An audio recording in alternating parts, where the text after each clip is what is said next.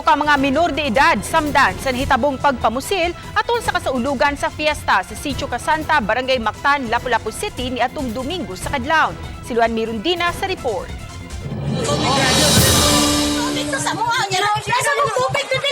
Daling gidala sa tambalanan kining tulo ka mga batanong lalaki nga taga Sitio Casanta, Barangay Mactan, human mahiagom og mga samad pinusilan sa bukton ug paa. Usa kanila ang 19 anyos nga si John Paul Avelino, kinsa nahiagom og samad pinusilan sa tuong bukton.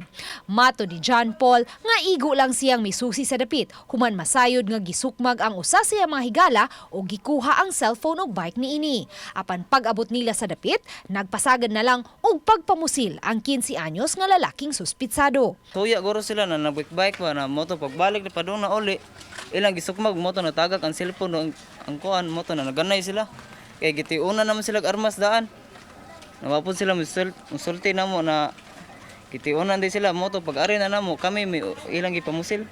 Gawas kang John Paul, samdan usab sa bukton ang laing 16 anyos nga lalaki, samtang samad pinusilan sa paa ang nihaguman sa laing 13 anyos nga lalaki. Nakagawas na sa tambalanan ang duha kanila, samtang ang 13 anyos padayon pang giatiman sa mga doktor sa tambalanan. Nakatong namusil nato siya nakontra dito nga gihagad og sumbagay pero instead nga ning harong siya ning kuwas siyang armas din pamusil dayon.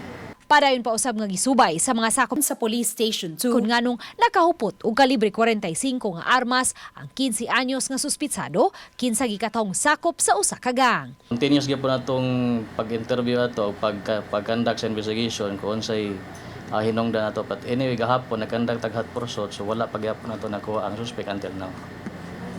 So to file na ang kaso kay na naman tayo identity.